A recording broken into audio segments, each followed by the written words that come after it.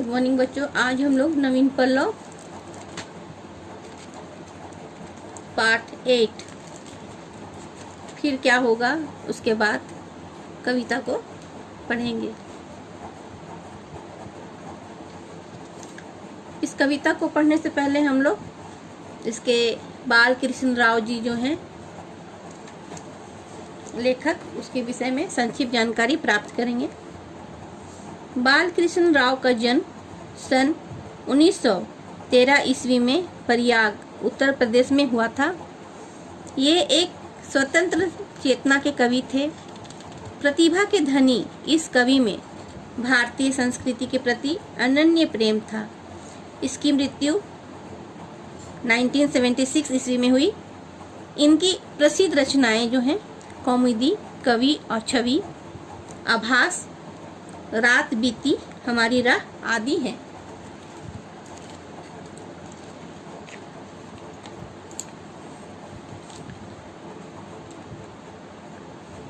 इस पाठ में बच्चों की स्वाभाविक उत्सुकता और माँ के सहज उत्तर के माध्यम से जीवन के अंतः प्रश्न फिर क्या होगा उसके बाद को अत्यंत भावात्मक ढंग से प्रस्तुत किया गया है।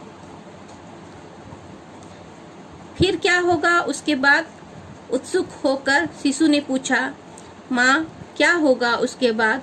रवि से उज्जवल, शशि से सुंदर, नौ किसला दैल से कोमलतर, वधु तुम्हारी घर आएगी। उस विवाह उत्सव के बाद पल भर मुख पर स्मित रेखा खेल गई। फिर माँ ने देखा, उत्सुक हो कह उठा, किंतु वह फिर क्या होगा उसके बाद? फिर नभ के नक्षत्र मनोहर स्वर्गलोक से उतर कर तेरे शिशु बनने को मेरे घर आएंगे। उसके बाद मेरे नए खिलौने लेकर चले न जाए वे अपने घर। चिंतित हो कह उठा, किंतु फिर पूछा शिशु ने उसके बाद, माँ? अब माँ का जी उब चुका था, हर्ष शांति में डूब चुका था। बोली, फिर मैं बूढ़ी होकर मर जाऊंगी उसके बाद।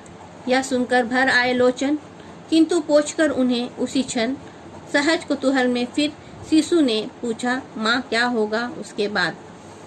कवि को बालक ने सिखलाया, सुख दुख है पल भर की माया, किंतु अंतः का तत्व प्रश्न या फिर क्या होगा इसके बाद। इस पाठ में जो बच्चों की स्वाभाविक उत्सुकता और माँ के सहज उत्तर के माध्यम से जीवन के अंतः प्रश्न क्या होगा उसके बाद को अत्यंत भावात्मक ढंग से प्रस्तुत किया गया है। यहाँ पर जो कवि हैं श्री बाल कृष्ण राव, जो इनकी मातृभाषा जो तेलुगु होते हुए भी इनका प्रेम ब्रज भाषा और खड़ी बोली से है। इन्होंने अनेक पत्र पत्रिकाओं का संपादन किया है। इनकी प्रमुख रचनाएं कौमुदी, आभास, कवि और छवि हैं। इनकी कविताओं में विलक्षण प्रतिभा के दर्शन होते हैं। यहाँ पर कवि जो हैं बच्चों में बाल सुलभ जिज्ञासा होती है उसके विषय में बतलाए हैं कि वे हर चीज के बारे में जानना चाहते हैं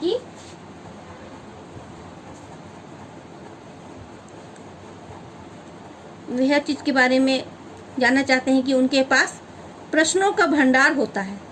वे अपने माता पिता तथा दूसरे परिचितों से लगातार उन प्रश्नों को पूछते रहते हैं।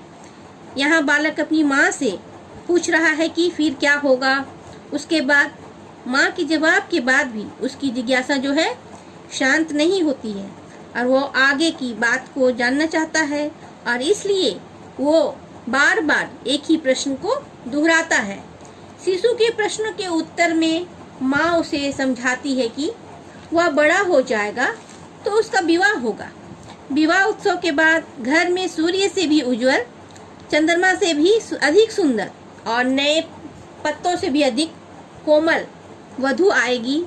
यह सुनकर बालक के चेहरे पर मुस्कान की रेखा आ जाती है। स्मित की रेखा यहाँ पर लिखा हुआ है, वही मुस्कान की रेखा आ जाती है।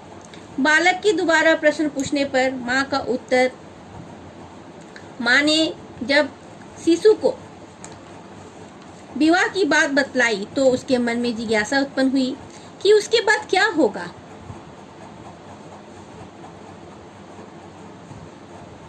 यही प्रश्न उनके अपनी माँ से पूछा। माँ ने फिर बताया कि आकाश के नक्षत्रों जैसे सुंदर बालक स्वर्ग से आकर उसके शिशु बनेंगे। इस तरह घर में और बच्चों का आगमन होगा। तब यहाँ पर बालक जो है चिंतित हो जाता है और चिंतित होकर बतलाता है कि विवाह के बाद जो है आकाश से नक्षत्र जैसे सुंदर बालक जो स्वर्ग से आकर शिशु बनेंगे। तो उतने में उसके मन की भावना जो है शांत नहीं होती है और वो जिज्ञासा फिर प्रश्न पूछता है कि उसके बाद क्या होगा। कहीं नए मेहमान आएंगे और मेरे खिलौने अपने घर तो नहीं ले जाएंगे। इस पर माँ जो है उसके प्रश्नों के उत्तर को दे करके थक चुकी है और अब उसका जी भी उब चुका है। अब वो जो है उसकी जो प्रसन्नता है उसके थकान में बदल गई है। इसलिए जब वो बच्चा पूछता है ये क्या होगा उसके बाद, तो उसकी माँ कहती है कि उसके बाद वो बूढ़ी होकर मर जाएगी। और अपनी माँ की मृत्यु की बात सुनकर बालक जो है आंखों में आंसू भर आते हैं, लेकिन वह क्षण भर में वह बालक जो है अपने आंसू को पोंछता है और भूल जाता है और फिर से वो दोबारा अपनी माँ से प्रश्न करता है कि उसके बाद क्या होगा। बालक के मन की जिज्ञासा कुछ ही क्षणों में दुख को उसके मन से निकाल देती है। तो यहाँ पर कवि जो है बतलाते हैं कि कवि को बालक ने सिखलाया। तो यहाँ पर कवि बोलते हैं कि जिस तरह बालक के मन में जिज्ञासा ने उसके दुख पर विजय प्राप्त कर ली, उसे कवि ने सीखा कि मनुष्य के जीवन में सुख दुख बस पल भर के लिए होते हैं, वे आते जाते रहते हैं। इसलिए मनुष्य को दोनों परिस्थितियों में अपने मन से जल्दी निकाल देना चाहिए कि मनुष्य के जीवन के बाद मनुष्य की मृत्यु के बाद क्या होगा। यह संसार का एक ऐसा तात्विक प्रश्न है जिसका उत्तर आज तक नहीं मिला है। अब हम लोग 54 में शब्द मैत्री को देखेंगे। यहाँ पर आपके पाठ में दी गई है, इसको आप लोग अपनी कॉपी में लिखेंगे। और मौखिक प्रश्न जो है, रवि से सुंदर कौन होगी? वधु वधु जो है रवि से सुंदर होगी। कौन बूढ़ी होकर मरने की बात करती है? माँ बूढ़ी होकर मरने की बात करती है। पल भर की माया क्या है? सुख दुख पल भर की माया है। बालक ने कवि को क्या सिखलाया? बालक ने कवि को सिखलाया कि इस जगत में सुख दुख जीवन मरण और तथा अन्य सांसारिक कार्य लगातार चलता रहता है। लघु प्रश्न, किसने कहा फिर क्या होगा उसके बाद? बालक ने पूछा फिर क्या होगा उसके बाद? शशि से सुंदर कौन होगी? वधु शशि से सुंदर होगी। मुख में किसकी रेखा खिल गई? मुख पर स्मित की रेखा खिल गई। किसका जी उब चुका था? माँ का जी उब चुका था। दीर्घ प्रश्न उत्तर। शिशु ने माँ से क्या पूछा? शिशु ने माँ से पूछा कि उसके बाद फिर क्या होगा। वधु, घर में कैसी वधु आएगी? घर में रवि से उज्जवल शशि से सुंदर वधु आएगी। शिशु के खिलौने कौन ले जाएंगे? स्वर्गलोक से उतरे हुए नक्षत्र रूपी शिशु के खिलौने ले जाएंगे। शिशु की आंखें क्यों भर आई? माँ के मरने की बात सुनकर शिशु की आंखें भर आई।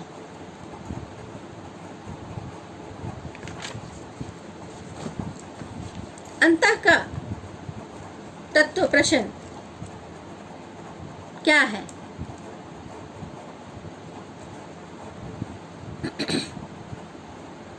मनुष्य की मृत्यु के बाद उसका क्या होगा? यह अंतः का तत्व प्रश्न है। संसार के बहुत बड़े बड़े विद्वान, वैज्ञानिक, दार्शनिक, धर्म गुरु इस प्रश्न के उत्तर खोजने में लगे हैं कि आज तक इसका कोई भी उत्तर नहीं मिला है।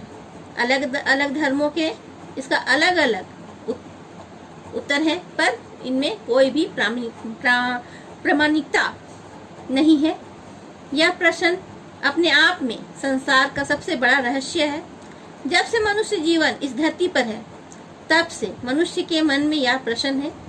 इसलिए कवि इस प्रश्न को अंतः का तत्व प्रश्न कहते हैं।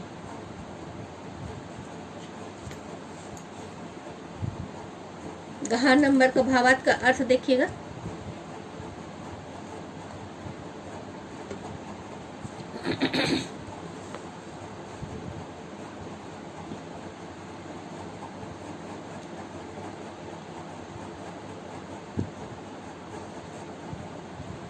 कवि को बालक ने सिखलाया, सुख दुख है पल भर की माया। अंतः का तत्व प्रश्न यह है कि फिर क्या होगा इसके बाद।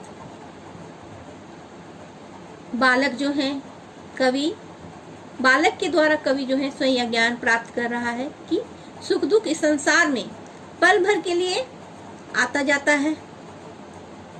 इस बात से कवि जो है अपने माध्यम से हम सबको यह बता रहा है कि वास्तविक बात तो यह है कि इस जगत में सारे क्रियाकलाप आदि काल से होते आ रहे हैं और अंतः काल तक होते ही रहेंगे।